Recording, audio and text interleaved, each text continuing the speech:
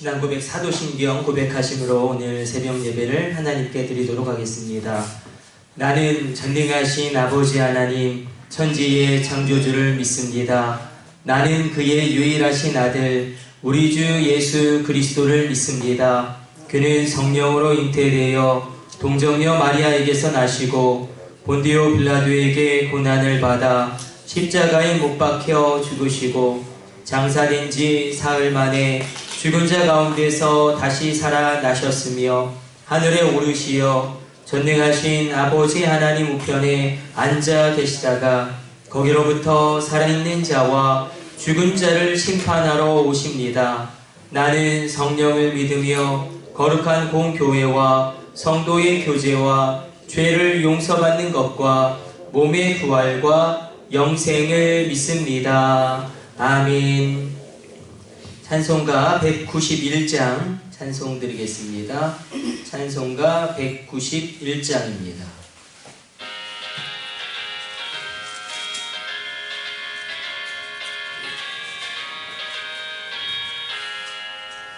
내가 왜 기쁘게 주를 내 길에 가는 주의 팔이 나를 안보함이요 내가 주의 큰 복을 받는 참된 비결은 주의 영이 함께함이라. 성령이 계시네 할렐루야 함께하시네. 좁은 길을 걸으며 밤낮 기뻐하는 것 주의 영이 함께함이라. 전에 죄에 빠져서 평안함이 없을 때 예수 십자가의 공로 힘입어 길발 아래 엎드려 참된 평화 얻음은 주의 영이 함께함이라. 성령이 계시네 할렐루야 함께하시네. 좁은 길을 걸으며 밤낮 기뻐하는 것 주의 영이 함께함이라. 나와 동행하시고 모든 염려하시니 나는 숲의 새와 같이 기쁘다. 내가 기쁜 마음으로 주의 뜻을 행하는 주의 영이 함께함이라. 성령이 계시네 할렐루야 함께하시네. 좁은 길을 걸으며 밤낮 기뻐하는 것 주의 영이 함께함이라. 세상 모든 욕망과 나의 모든 정욕은 십자가에 이미 못을 박았네. 어두운 밤이 지나고 무거운 짐 벗으니 주의 영이 함께함이라.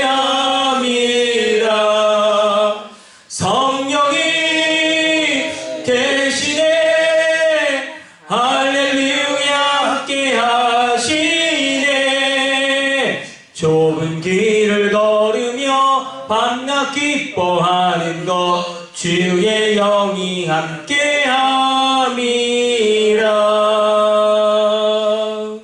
우리는 계속 느헤미야의 말씀 살펴보고 있습니다. 느헤미야의 기도인데 1장의 느헤미야의 기도 우리 계속 살펴보려고 합니다. 느헤미야 1장 4절로 11절까지 말씀 여기 찾아가서 읽도록 하겠습니다. 온라인으로 예배 드리시는 분들도 같이 찾아서 읽도록 하겠습니다. 느헤미야 1장 4절로 11절. 우리 온라인으로 예배 드시는 분들 밑에 성경이 나오더라도 여러분들 성경책으로 찾아서 읽을 때에 우리가 신앙은 온라인이 아니라 온라인이기 때문에 우리 1장 4절로 11절까지 우리 한 절씩 읽도록 하겠습니다. 내가 이 말을 듣고 앉아서 울고 수일 동안 슬퍼하며 하늘의 하나님 앞에 금식하며 기도하여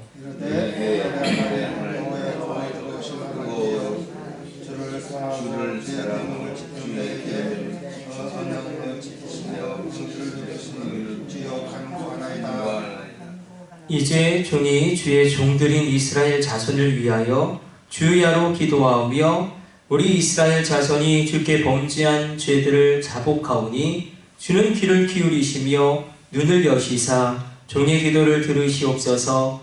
나와 내 아버지의 집이 범죄하여 주를 향하여 크게 악을 주께서 주의 종부 세에게 명하신 계명과 율례와 계례를 지키지 아니하였나이다.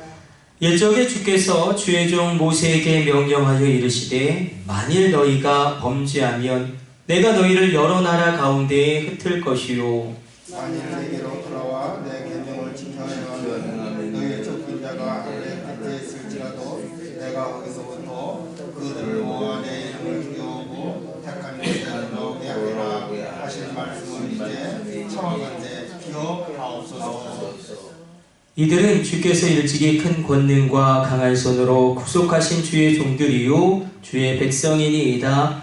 주여 구하오니 귀를 기울이사 종의 기도와 주의 이름을 경외하기를 기뻐하는 종들의 기도를 들으시고 오늘 종이 형통하여 이 사람들 앞에서 은혜를 입게 하옵소서 하였나니 그때 내가 왕의 술 관원이 되었느니라.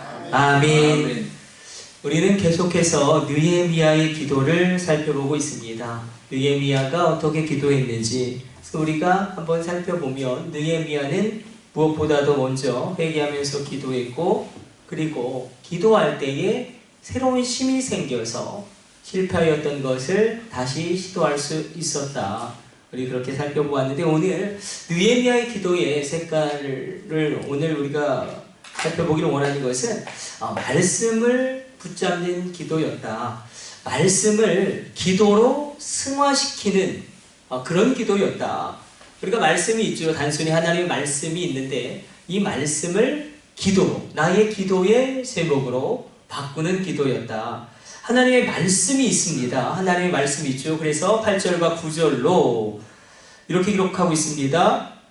옛적에 주께서 주의 종 모세에게 명령하여 이르시되 만일 너희가 범죄하면 내가 너희를 여러 나라 가운데에 흩을 것이요. 이것은 신명기 28장 64절의 말씀이죠. 그러나 만일 내게로 돌아와 내 계명을 지켜 행하면 너희 쫓긴 자가 하늘 끝에 있을지라도 내가 거기서부터 그들을 모아 내 이름을 두려고 택한 곳에 돌아오게 하리라 하신 말씀을 이제 청하건대 기억하옵소서. 이 하나님의 말씀이 있습니다. 특별히 내 이름을 두려고 택한 곳은 바로 예루살렘 성전을 의미합니다. 그곳으로 내가 돌아오게 할 것이다. 이 말씀이 그대로 우리가 잘 알고 있는 예레미야를 통하여 또 하나님이 이 모세의 말씀을 다시 반복해서 말씀하십니다. 어디서 있습니까? 그러니까 지금 느헤미야는 신명기에서 하나님이 모세에게 약속하셨던 그 언약의 말씀과 또 예레미야 25장 11절 12절 그리고 예레미야 29장 10절에 나오는 하나님이 예레미야에게 친히 이스라엘 백성을 향하여 주셨던 그 말씀을 붙잡고 기도하고 있습니다. 우리가 새벽이니까 찾지는 마시고 한번 잘 들어보세요. 예레미야 29장 10절로 이렇게 말씀하십니다. 여호와께서 이와 같이 말씀하시니라. 바벨론에서 70년이 차면 내가 너희를 돌보고 나의 선한 말을 너희에게 성취하여 너희를 이곳으로 돌아오게 하리라. 그래서 이곳이라는 것은 예루살렘 성전입니다. 또 예레미야 25장 11절 12절로 이렇게 기록하고 있습니다. 이 모든 땅이 폐허가 되어 놀랄 일이 될 것이며 이 민족들은 70년 동안 바벨론의 왕을 섬기리라. 여호와의 말씀이니라. 70년이 끝나면 내가 바벨론의 왕과 그의 나라와 갈대아인의 땅을 그 죄악으로 말미암아 벌하여 영원히 폐허가 되게 하되. 이런 말씀이 있습니다. 이 말씀을 붙잡고 다니엘도 기도하였지만 이 너희를 내가 돌아오게 할 것이다. 이 말씀을 붙잡고 기도합니다. 그래서 때때로 하나님이 우리에게 주신 언약의 말씀이 있습니다. 그 언약의 말씀은 우리의 현실과는 늘 동떨어져 있는 것처럼 보입니다. 우리 현실과 하나님의 언약의 말씀은 늘 어떤 큰 간극이 있습니다. 그러나 그 말씀을 붙잡고 하는 기도였다. 그 말씀을 그렇게 붙잡고 할 때에 여러 가지 일단 어려움이 있습니다. 지금 느헤미야를 이 술관으로 임명한 그 느헤미야의 섬기는 왕은 아닥사스다 왕입니다. 우리 한번 오늘 역사적으로 한번 크게 한번 그려보면 하나님이 역사 가운데 어떻게 역사하고 있는가. 지금 굉장히 어려운 상황입니다. 어려운 문제와 장애가 있습니다. 우리 한번 생각해 볼 때에 솔로몬 왕국이 그의 사후 북이스라엘과 남유다로 분리되어집니다. 그래서 북이스라엘은 주님이 오시기 전 722년에 아수르 제국에 의해서 멸망당하고 남쪽 왕국은 유다는 주님이 오시기 전 587년에 바벨론 제국에 의해서 멸망당하고 포로로 끌려갑니다. 그런데 이 예레미야의 말씀을 통하여 페르시아 제국이 다시 바벨론 제국을 무너뜨림으로 페르시아 제국이 등장하고 1차, 2차, 3차에 걸쳐서 예루살렘으로 돌아와서 먼저 성전을 재건하는 일이 일어나게 됩니다. 그래서 1차 귀환을 우리가 스룹바벨, 총독 스룹바벨에 의해서 이루어지고 2차 귀환이 학사 에스라에 의하여 주도됩니다. 그리고 3차 귀환은 느헤미야에 의해서. 그래서 페르시아 전역에 있었던 유대인들, 그 숫자를 학자들마다 견해는 다르지만 대략적으로 한 50만 명 정도로 추정합니다.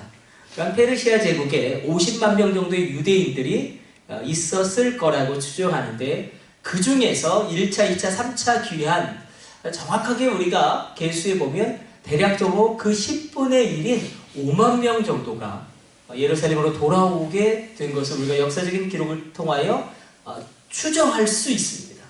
그리고 그런 상황 가운데 그러니까 굉장히 많은 유대인들이 다 귀환한 건 아니에요. 예. 그 페르시아 전역에 있던 50만 명 정도 되는 어떤 학자는 70만 명까지 추정하기도 합니다. 그러나 대략적으로 10분의 1에서 5만 명에서 7만 명 정도가 예루살렘으로 귀환해서 역사를 굉장히 작은 공동체인 거죠. 어떻게 보면 그 주변에 있는 민족들, 자리를 잡고 있던 그런 민족들에 비하면 굉장히 연약한 그런 어떻게 보면 공동체가 예루살렘에 지금 터를 닦고 있는 겁니다. 그런데 문제가 무엇이냐면 에스라 때 그리고 스룹바벨 때 성전을 재건합니다. 성전을 재건하는데 에스라와 총독 스룹바벨이 이제는 성전을 재건한 다음에 성벽을 다시금 재건하려고 합니다. 그렇죠? 유대인들이 모여서 이 신앙 공동체가 예루살렘 성전을 이제 회복했어요. 그럼 이제 무엇을 해야 되냐면 예루살렘 성벽을 다시금 쌓아야 합니다. 이 성벽이 재건되어져야지 안정적으로 여기서 예배를 드릴 수 있고 안정적인 삶을 누릴 수 있기 때문에. 근데 문제는 무엇이냐면 주변에 여러 민족들이 이제 저항을 시작합니다. 그래서 당대의 그 총독 룸과 또 서기관 심세가 아닥사스다 왕에게 상소를 올립니다.